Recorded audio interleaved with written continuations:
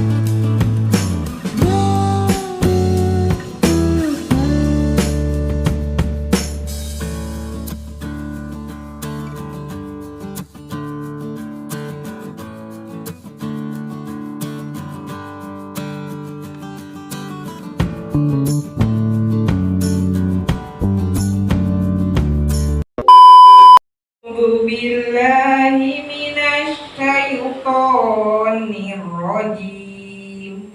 A'udzu billahi minasyaitonir rajim. Bismillahirrahmanirrahim.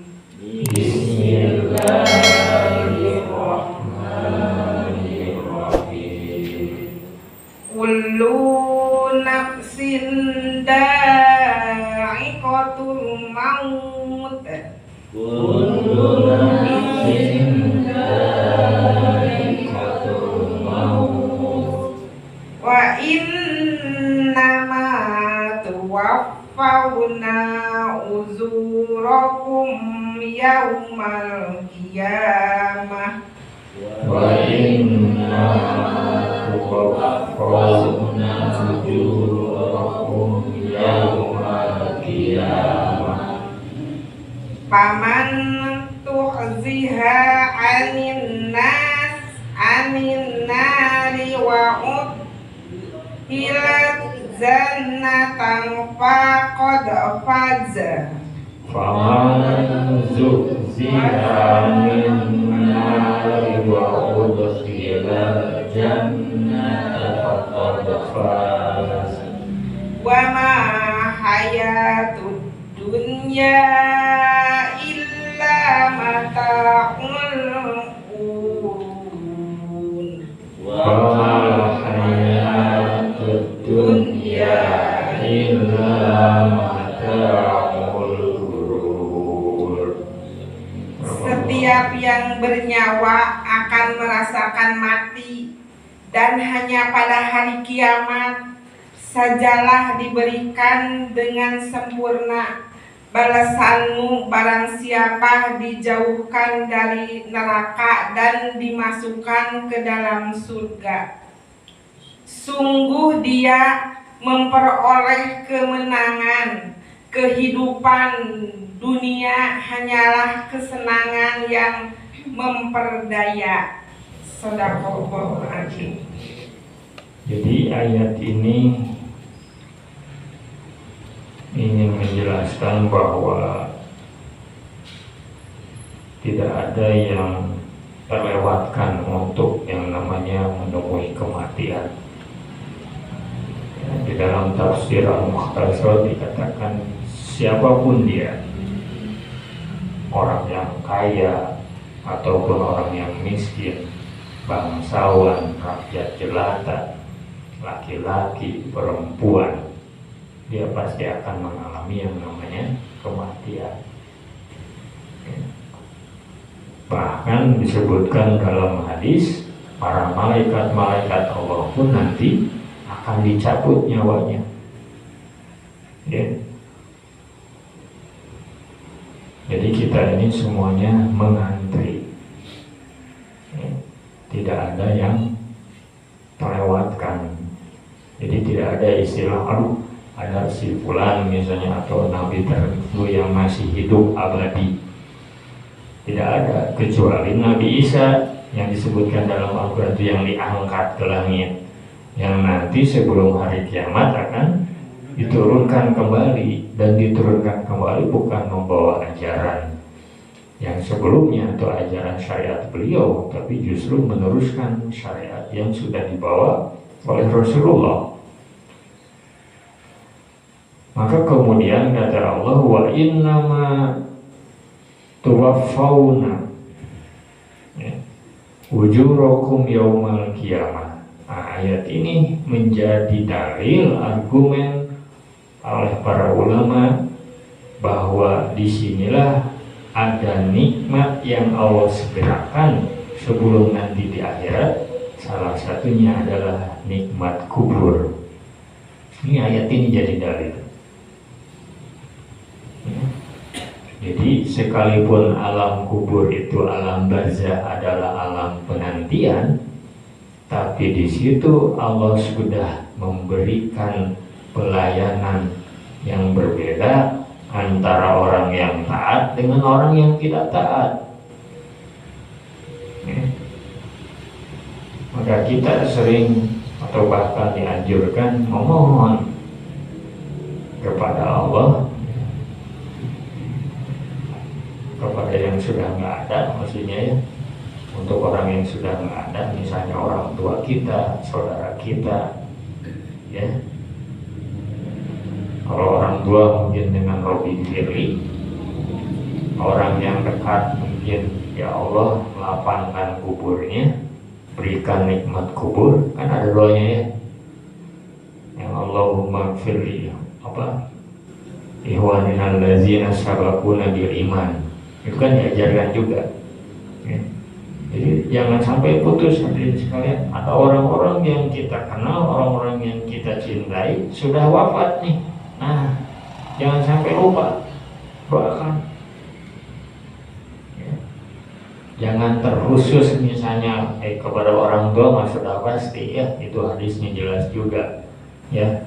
Termasuk investasi yang pahalanya akan terus mengalir itu adalah doa anak soleh, istighfar anak soleh buat orang tuanya.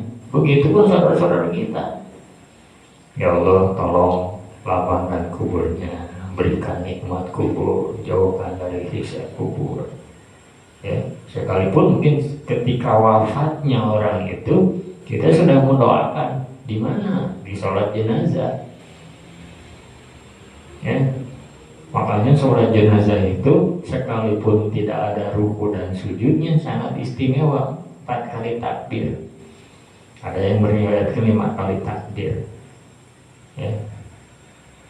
Saking istimewanya ya. Yang menyaringkan takbirnya itu hanya imamnya saja. Makmum malahan dianjurkan tidak mengeraskan takbirnya. Saking istimewanya, kalau jenazah itu disolatkan oleh 40 orang yang bertauhid, yang tidak menyekutukan Allah, maka akan diampuni dosa-dosanya orang yang meninggal itu. Nah, ya, jadi ini jadi dalil bahwa nikmat kubur itu ada.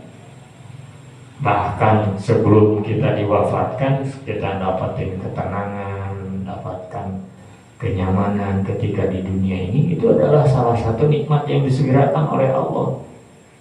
Makanya sahabat Abdurrahman bin Auf ketika dia sudah menghadapi hidangan makanan, dia teringat sama sahabatnya yang bernama Mus'ab bin Umair. Jadi sahabat Mus'ab bin Umair itu wafatnya lebih awal dia. di perang Uhud, cek kasar nama belum menikmati kemenangan kaum muslimin. Maka Abdurrahman bin Auf yang sedang mau menikmati hidangan makanan, dia nggak jadi itu.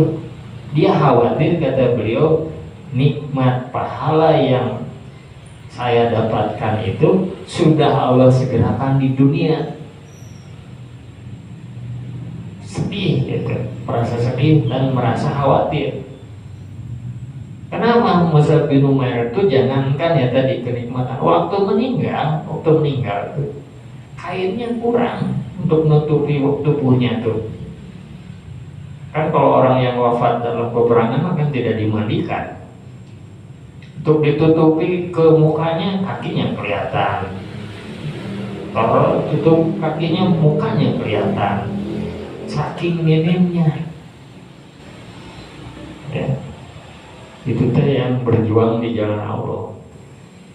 Ya, makanya kita tuh, ya, kalau ingin melihat asar atau sejarah para sahabat, perjalanan orang-orang sebelum kita, itu akan menguatkan hati kita. Salah satu hikmahnya tuh. Jadi mencekasan mah, kita belum ada apa-apanya tuh. Coba ayeuna orang bandingkeun sareng wargi urang nu di Palestina Gaza. Tah naonan orang mah. Mun ditinggal teh aya potong bapanana. Aya nu socana ditutupan di perpan. Eta teh nyata di hadapan kita. Ada yang tangannya dua-duanya udah nggak ada, kakinya udah nggak ada cacat, ada yang sebatang karat.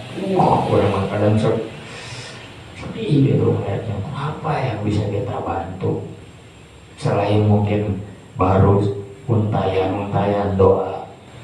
Ada orang hari itu gitu yang bisa ngabantuan, tapi belum tentu doa tuh nggak dibuatkan, mulai nggak gitu gitu. Kecuali para medis, relawan, ya. Nah, makanya di sini kata Allah, wa innama tuwaffawna ujurakum yaumal qiyamah, maka akan kami sempurnakan pahala kalian nanti di hari akhir, di akhirat. Nah, inilah puncak kebahagiaan orang yang beriman.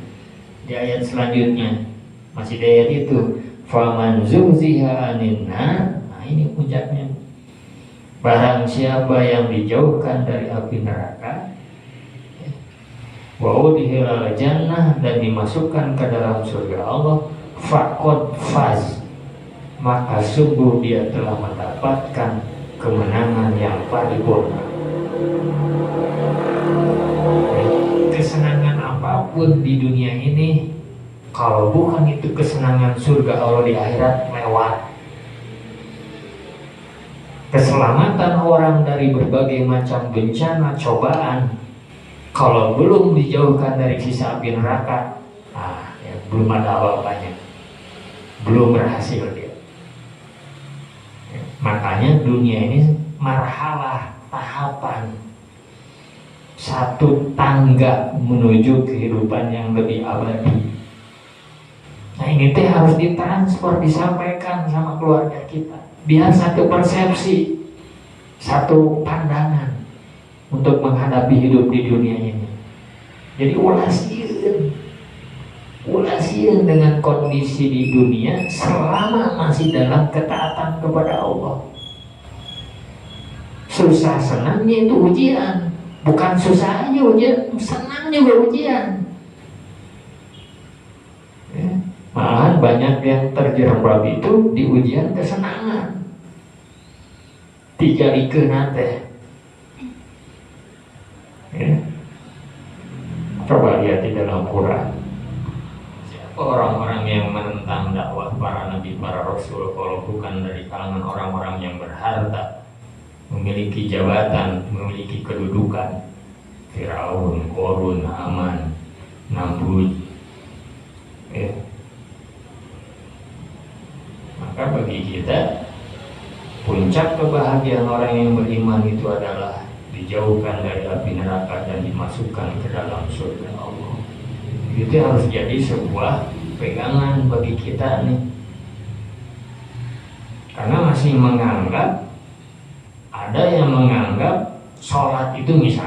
sholat nih, ibadah utama. Di hari-hari itu dia aja ngobrol kene eta di tukang dagang ngobrol ini dia kumaha mun gitu dicabut nyawa Allah. Ya. Dia udah dipanggil sama Allah. Allahu Akbar. Itu sebuah nikmat, itu panggilan azan tuh. Ya. Kan ada orang yang sehat tapi dia nggak mau sholat gitu. Pas ketika mau sholat tapi dia lagi sakit. Bayangin coba. Akhirnya sampai al-maut tiba dia nggak bisa sholat. Ya.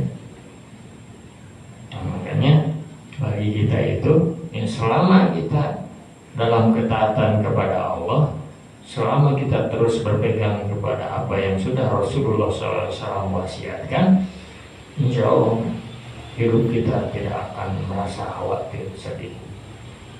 Kalau ujian musibah itu adalah sebuah tempatnya dunia, padangnya dunia.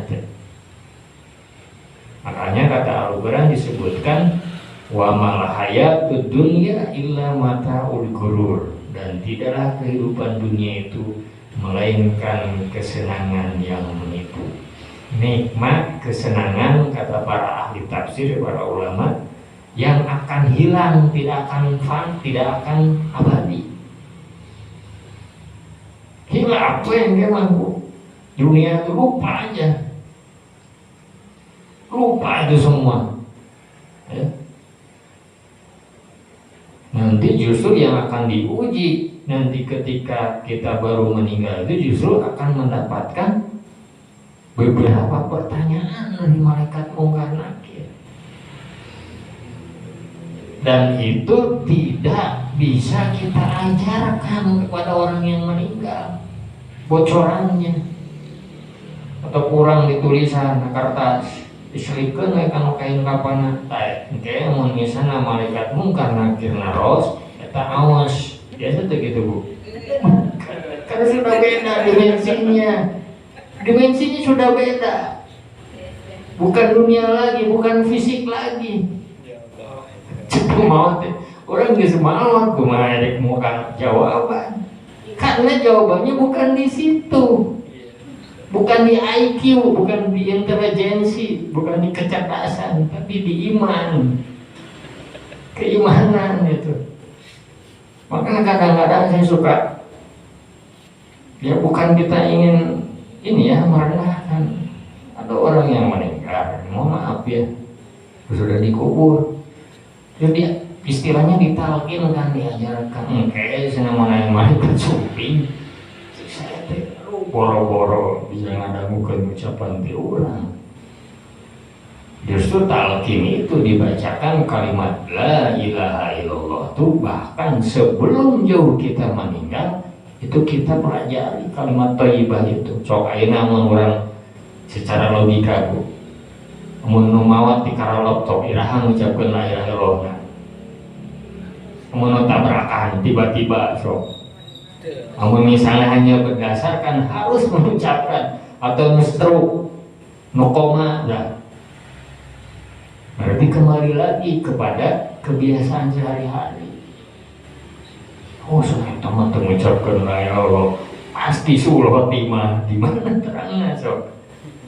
Ya, cuman dalam hadis itu ketika dalam keadaan sadar, ya, orang itu maka dia akan mendapatkan ujian. Nah, salah satunya kita yang sehat yang berada di sekelilingnya, lakinu mautakum bila ilaha illallah. Ajarkan oleh kalian kepada orang yang mau meninggal, bukan yang sudah meninggal. Terkaci atau yang geus maot mah terus beres. Ya. Jadi orang yang mau meninggal itu pasti akan dibukakan kegaiban-kegaiban. Udah kalau sudah melihat begitu, nah di situ ujiannya. Karena kata Rasul, ajarkan kalimat thayyibah la ilaha illallah. Makanya anjurannya ya di dalam Al-Quran ataupun di dalam hadis kita betul-betul memahami kandungan la ilaha illallah itu. bukan hanya sekedar lafaz saja yang kita sebutkan, kita rutinkan, tapi kita betul-betul memahami bahwa tidak ada ilah di kehidupan ini, tidak ada Tuhan yang patut diibadahi, melainkan hanya Allah semata.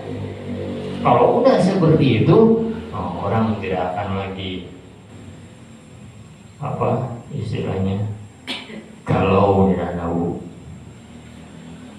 Walaupun tetap kesempitan hidup itu, kesusahan hidup itu pasti akan didapati oleh namanya manusia. Ya. Kalau tidak mau diuji, tidak mau diberikan masalah, jangan jadi manusia, gitu aja.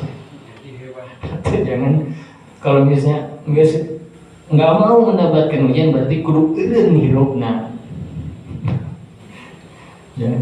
Padahal justru kehidupan itu kalau dijalani oleh orang-orang yang beriman, walaupun tadi disebutkan wa mal hayatud dunya illa mataul ghurur, itu adalah bagi orang-orang kafir yang mereka itu tidak memahami maknanya.